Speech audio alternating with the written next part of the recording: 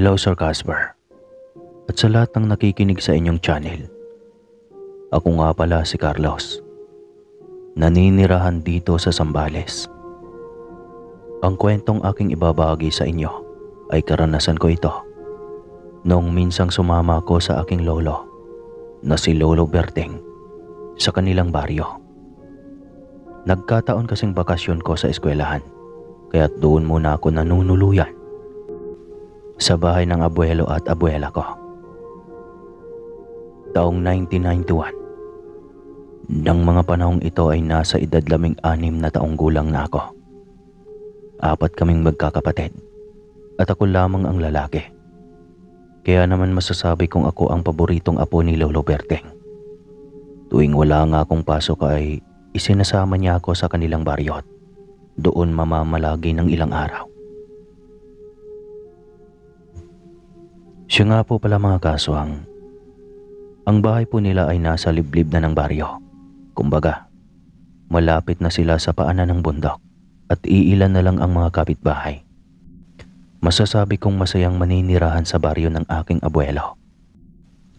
Marami kasing mga pananim na prutas at may mga alagang hayop pa rin sila na siyang palaging pinagkakaabalahan ni lolo at lola sa pang-araw-araw na gawain. Napakatahimik rin ng buong paligid at talagang makakapagpahinga ka ng matiwasay sa gabi. Syudad na kasi ang tinitirhan namin ng mga magulang ko, kaya't kahit gabi na ay marami pa ring mga sasakyang padadaan-daan. At tuwing ikamadaling araw naman ay gising na ang mga tao at kasalukuyang namamalengke. Malapit lang kasi sa palengke ang bahay namin. Rinig na rinig ko nga ang ingay at sigawan ng mga taong namamalengke. Noon ngang dumating ang araw ng bakasyon at pumunta si Lolo Berting sa bahay namin, ay hindi na ako nagdalawang isip pang sumama sa kanya. Nang ayain niya akong sa bahay muna ni Lola Auring, manunuluyan habang wala pang pasukan.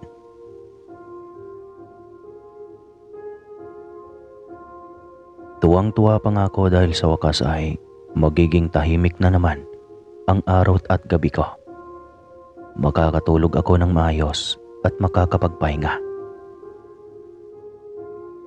Isang umaga noon, habang abala ako sa ginagawang paglilinis sa kulungan ng mga manok, ay may nakita akong 3 piraso ng manok na wala ng buhay.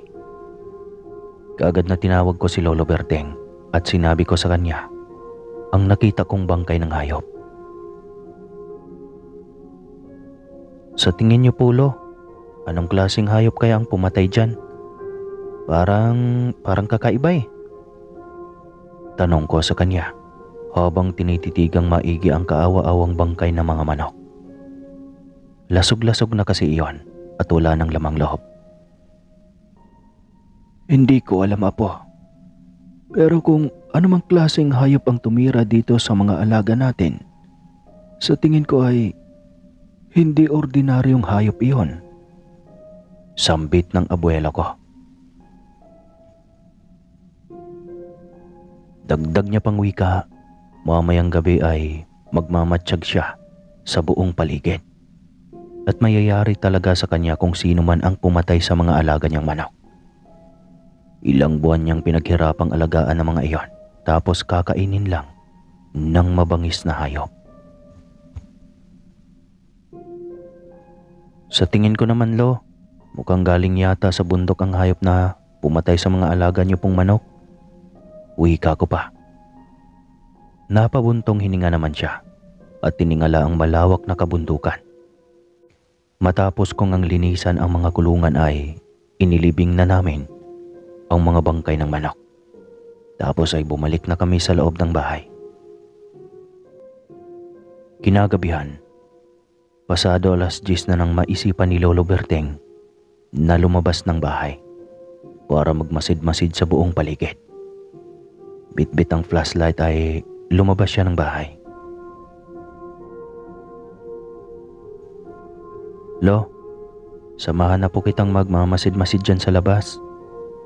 Wika ko pa sa kanya at nagbandali ng isinuot ang tsinelas. Tapos ay lumapit na ako sa kanya bago pa man makahindi. Nahuhulaan ko na kasi ang isasagot niya sa akin. Baka kasi sasabihin niyang wag na akong lumabas ng bahay dahil gabi na at hayaan ko siya na lamang ang magmamasid-masid sa buong paligid. Kaya naman inunahan ko siya bago pa man makapagsalita. Sa pagdaan ng ilang minuto ay wala naman kaming nararamdamang kahit ano. Hanggang sa narating na namin ang dulo ng bakuran ay wala namang kakaiba. Lo, puntahan kaya natin ang ilog? Baka kasi naroroon lang ang mabangis na hayop na pumatay sa mga alaga niyong manok at naghihintay lang ng pagkakataong makapangbiktima uli. Suhestyon ko pa kay Lolo Berteng. Tumango naman siya at nagpatiuna ng maglakad papalapit sa sapa. Maya-maya pa, habang naglalakad kami ay bigla na lamang kaming nakarinig ng huni ng wakwak. At may mga kaluskos rin akong naririnig malapit sa may sapa. Napakunot noo si Lolo Berteng at nagtataka. Dahil ayon sa kanya, lumaki na lamang siya sa pinagmulang baryong kinatitirikan ng kanyang bahay. Pero ni minsan ay hindi pa siya nakakarinig ng huni ng wakwak. Suminyasa sa akin na huminto sa paglalakad. At marahan kaming nagtago sa malaking puno. Medyo malapit na sa sapa. Sa mahinang boses ay sinabi niya sa aking iwasan kong makagawa ng ingay upang hindi maalarma ang aswang na naririnig niya. Sumang-ayon naman ako sa sinabi ni Lolo Berteng at pagkatapos ay marahan kaming sumilip at hinanap ang ingay na naririnig namin. Ngunit nakailang segundo na kami sa paghahanap ay wala kaming nakikita. Subalit maya-maya pa ay ganoon na lang ang gulat at kilabot na nararamdaman ko nang makita ko ang napaklaking ibong kulay itim na lumipad pa itaas.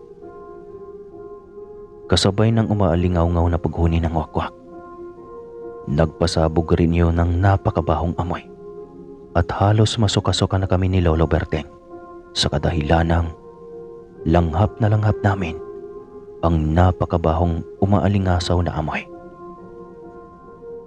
Kinalabit ako ni Lolo Berteng at sinabihang magmadali na kaming bumalik sa bahay. Lakad-takbo nga ang ginawa namin hanggang sa tuluyan ang makapasok sa loob ng bahay. Nagulat pa si Lola Aureng dahil bakit nagmamadali umano kaming pumasok. Kulang na lang ay magtulakan kaming dalawa ni Lolo. Makapasok lamang sa loob ng bahay. Humingi muna ng maiinom ng tubig si Lolo Berteng bago nagsalita. Matapos niya nga makainom ay tsaka pa lamang niya ikwento ang nasaksihan namin doon sa may sapa. Hindi ko alam kung ang napakalaking ibon na yun ay aswang o alagad lang ng mga aswang. Sambit pa ni Lolo Berteng. Kahit naman kasi hindi niya pa naranasan o nakarinig ng aswang sa tanang buhay niya, hindi naman lingid sa kanyang mga kwento-kwento ang tungkol sa aswang. Ang kanyang ama kasi ay isang manggagamot at dumarayo iyon sa iba't ibang lugar para manggamot.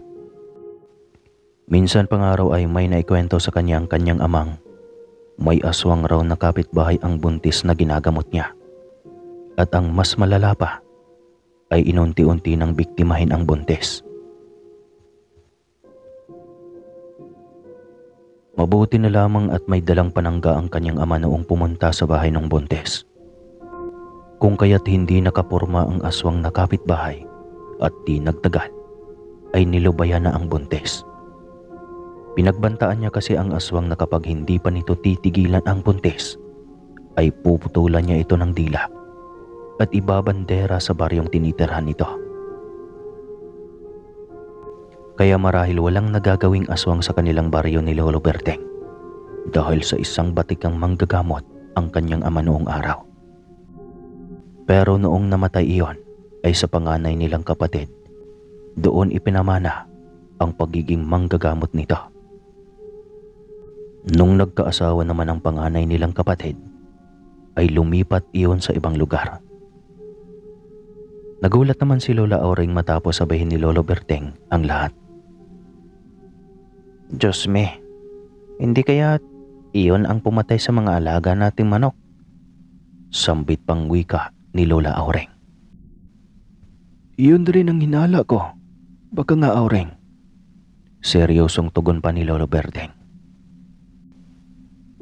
Kinaumagahan, pagkagising ko ay napansin kong nag-uumpukan ang mga kapitbahay.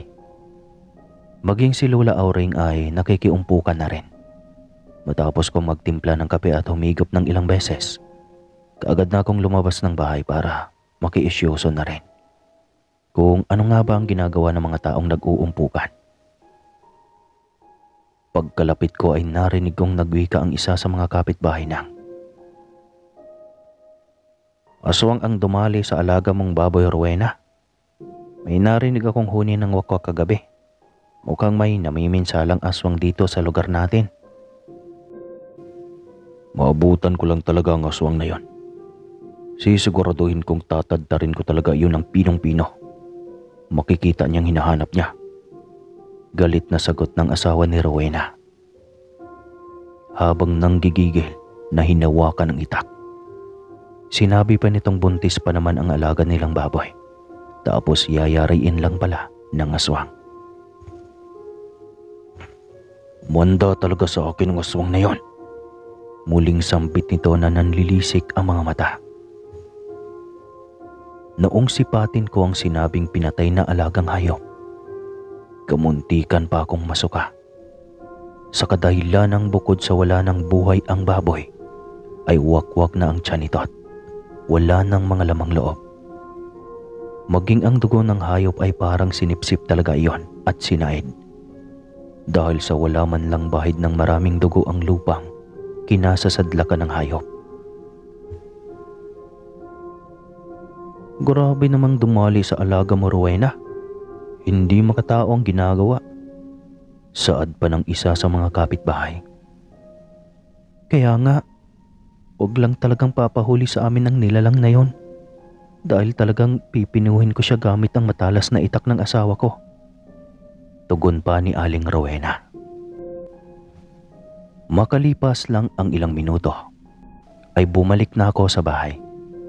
Hindi ko na tinapos pa ang pagkakape dahil sa hindi maalis-alis sa aking isipan ang pandidiring nararamdaman. Alam nyo, dapat talaga maglagay tayo ng mga pangontra sa aswang dito sa loob ng bahay.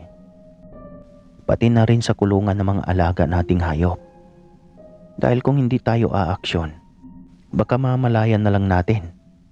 Ubos na ang lahat ng mga alaga nating hayop. Wika pa ni Lola Auring noong makabalik na ito sa bahay. Sinabi naman ni Lolo Berteng na pupunta lamang siya sa tirahan ng kanyang panganay na kapatid para manghingi ng pangontra sa aswang. Nagwika pa si Lolo Berteng na marahil ang alagang hayop ni Aling Rowena ang napagdiskitahan sa kadahilan ng nabulabog namin ito kagabi na dapat sana'y ang punteriya nito ay ang mga alagang hayop ni Lolo Berteng. Hindi na talaga ito maganda pa. Anya pa at pumasok na sa kwarto nila at nagbihis. Pagkalabas nito ng silid ay nagtanong ako sa kanya kung maaari ba akong sumama. Sinabi niya naman sa aking magbantay na lamang ako sa mga alagang hayop at siguraduhin kong wala munang makalabas sa kulungan upang sa ganoon ay ligtas ang mga iyon. Makalipas lang ang ilang araw ay patuloy pa rin ang mga pangyayaring kababalaghan sa baryo. Kaya naman nagtala na ang mga taong magsalitan sa pagbabantay. Dahil sa maging sa mga kalapit baryo ay nangamatay na rin ang mga alagang hayop at hindi nila alam kung sino ang salarin. Maging ang mga sisiw raw ay hindi na pinapalagpas ng nilalang. Pagkat ulo na lamang ang nabubungaran ng may-ari pagsapit ng umaga. Kaya naman nagalit na ang mga tao at nagkaisa ang mga itong abangan nilang sumalakay ulit ang nilalang at saka nila hulihin. nang sa ganon ay wala nang mabibiktima pang iba. Naging kampante naman kami dahil maraming mga pangontra sa aswang ang ibinao ni Lolo Berteng sa loob ng bakuran. May mga itinanim na rin kami at ang mga kulungan ng hayop ay sinabitan ng mga pangontrang langis. Isang gabi, matapos naming kumain ay nagpapahangin lamang ako sa may bintana at tinatanaw ang mga kabahayan. Grabe na talagang nangyayari dito sa baryo ninyo, Lo. Ang daming namamatay na hayop, tapos may nababalitaan pa tayong aswang na nananambang sa daanan. Wika ko pa sa aking abuelo, na kasalukuyan na ring nagpapahangin. Oo nga, Apo. Ewan ko ba kung bakit biglang nagkaroon ng aswang dito sa baryo. Noon wala naman akong nababalita ang mga ganyan. Sagot niya sa akin. Nga pala bukas, Lo. Pupunta muna ako sa bayan. May kukunin lang po ako. Pagpapaalam ko sa kanya. Ganoon ba? O sige, basta huwag kang magpapaabot ng dilim sa daan, ha? Alam mo namang lubhang delikado na dito sa lugar natin. Tugon niya sa akin. Tumango naman ako at nagpaalam na ngang matutulog na. Kinabukasan nga, maaga pa lang ay nagpaalam uli ako kina Lola Aureng at Lolo Berteng na pupunta muna ako sa bayan. Dahil may bibilhin lang ako at dadaanan ko na rin ang mga magulang ko. Bago ako umalis ay binilinan nila akong mag-ingat sa daan at huwag magpaabot ng dilim. Baka raw kasi ay may matsyempuhan ako na aswang at tambangan ako sa liblib na daanan. Suslo, takot lang sa akin ang aswang na yun. Malaki kaya ang katawan ko. Ihahambalos ko lang iyon sa lupa kung sakaling tambangan ako. Nakangiting tugon ko. Ikaw talagang bata ka. Puro ka kalokohan. Hala, sige na. Umalis ka na para maaga pa ay makabalik ka na kaagad. Wika ng abuela ko at ngingiti-ngiti pa. Nagmano muna ako sa mga ito bago umalis ng bahay. Sa pagdaan ng mga oras ay natapos na akong mamili ng mga kakailanganin ko. Dumaan muna ako sa bahay namin at kumuha ng kaunting damit na pamalit. Saktong paglabas ko ng bahay ay dumaan ang matalik kong kaibigang si Nestor. May bit-bit itong bula at nakangiting tinanguan ako. Uy boy, saan na naman ang punta mo? Mukhang kakarating mo lang eh, aalis ka na naman. Tugon niya sa akin nang makalapit na. Sinabi ko sa kanyang babalik na ako sa bahay ni Lolo Berteng. Babalik ka na kaagad? Ano ba naman yan? Ang bilis naman. Magkwentuhan na muna tayo, mamaya ka na bumalik. Pangungulit pang wika sa akin ng kaibigan ko. Tatanggi pa sana ako, kaya lang ay hindi niya ako tinigilan ng pangungulit. Kaya naman sumang-ayon na lamang ako at sinabihan siyang mamaya na lang ako ng 2:00 ng tanghali umuwi kina Lolo Berteng. Total naman ay 1 oras lang naman ang biyahe papunta sa baryo at wala pang kalahating oras ay marating ko na ang paanan ng bundok. Bit-bit ang mga gamit ko ay bumalik ako sa loob ng bahay at naghanda ng merienda. Para naman kahit papano ay nakakapagmerienda kami ng kaibigan ko habang nagkukwentuhan. Matagal-tagal kasi akong nawala at paniguradong madami-dami na naman itong maikwentong kalukuhan. Diyan tayo napapahamak sa marites eh.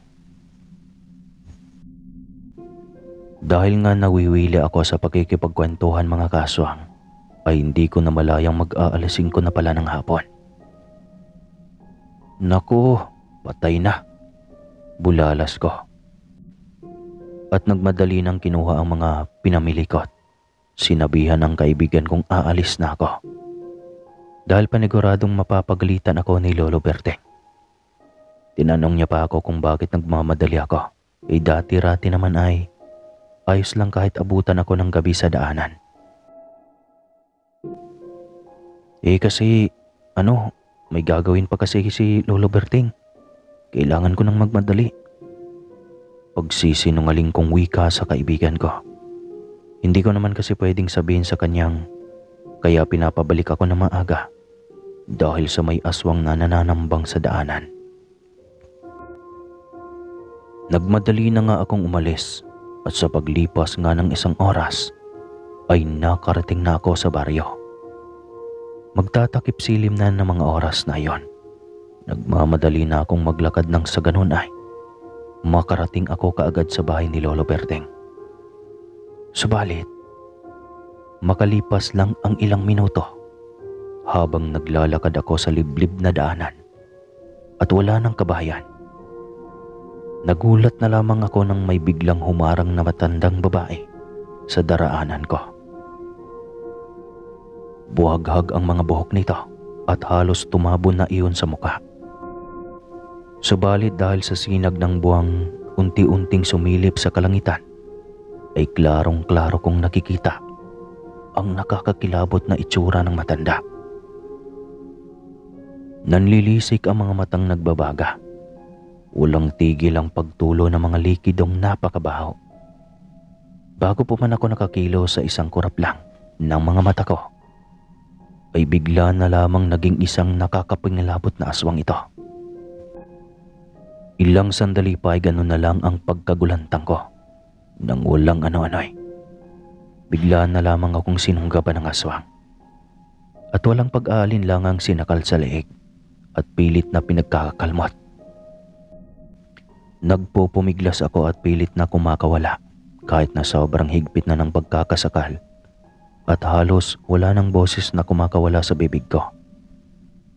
Ang buong akala ko ay katapusan ko na sapagkat hindi man lang ako nakapanlaban sa aswang dahil sa pagkabigla. Maya-maya pa ay nakarinig na ako ng malakas na sigaw at boses iyan ni Lolo Berting. Makaraan lamang ang ilang sandali ay halos panawan ako ng ulirat nang biglang tumalsik ang aswang mula sa pagkakadagan sa akin at natalsikan pa ako ng likidong pula na sa palagay ko ay nanggagaling iyon sa aswang.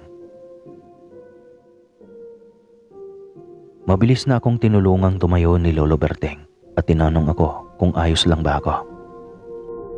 Hindi pa man ako nakasagot ay mabilis nang nilapitan ni Lolo Berting ang aswang na nakahandusay sa lupa at mabilis nang pinagtataga gamit ang bitbit niyang napakatalas na itak.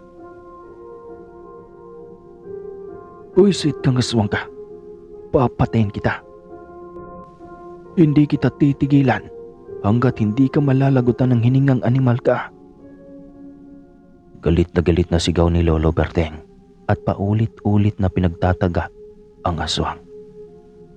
Matapos siyang tagayin iyon ay mabilis niya nang itinarak sa lupa ang itak at pagkatapos ay dinuraan ng 3 beses. Nakita kong lupaypay na ang aswang, ngunit nagpupumilit pa rin iyong makatakas hanggang sa di kalaunan nga ay mabilis na gumapang iyon sa lupa papunta sa talahiban.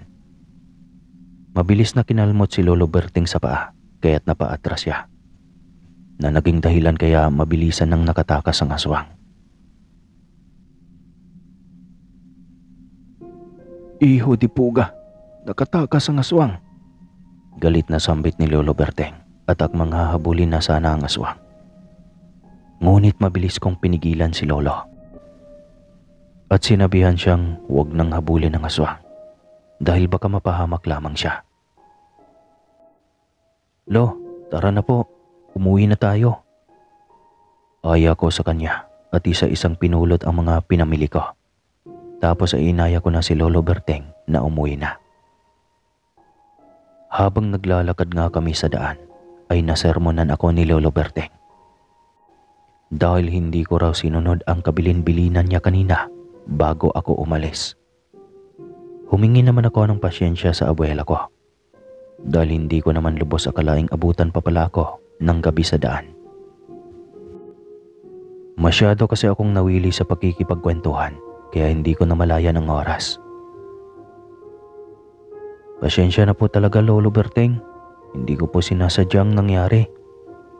Muling paghingi ko ng paumanhin sa abuelo ko. Nang makarating na nga kami sa bahay ay pinainom ako ni Lola Auring ng tubig na pinatakan ng langis na binigay ng isang manggagamot. Matapos kong ang inumin ang ibinigay ni Lola Auring, ay nakahinga na ako ng maluwag, kaya't gumaan na ang pagkaramdam ko. Ayos ka na ba, Apo? Sa susunod kasi, makinig ka sa amin para hindi ka mapahamak. Ano na lang ang sasabihin namin sa mga magulang mo kapag napahamak ka? Sobrang nag-alala kami ng lolo mo, kaya napagpasya ng lolo mong salubungin ka sa daan. Mahabang paninirmo ni Lola Auring sa akin. Hayaan mo na. Huwag mo nang sermonan pa ang apo natin. Dahil napagalitan ko na yan kanina habang naglalakad kami pauwi dito. Saway ni Lolo Berteng. Tumahimik naman si Lola Auring habang patuloy na ginagamot ang sugat ko sa leeg. Bumakat kasi ang mahaba at matulis na kuko ng aswang. Matapos niya akong gamutin ay si Lolo Berting naman ang hinarap ni Lola Auring. Matapos nga ang karanasan kong iyon mga kaswang, ay hindi na talaga ako nagpapagabi pa sa daanan. Nahinto na rin ang pamiminsala ng aswang sa baryo nila Lolo. At ayon pa sa bali-balita, ay may namatay raw na matandang babae sa karatig lugar. Iyon po ang karanasan ko sa isang aswang na muntikan ng kumitil sa buhay ko. Mabuti na lang talaga ay mabait ang Diyos at may kinakasangkapan siya para iligtas tayo sa kapahamakan. At maraming salamat po sa abuelo ko. Rest in peace po, Lolo Berteng.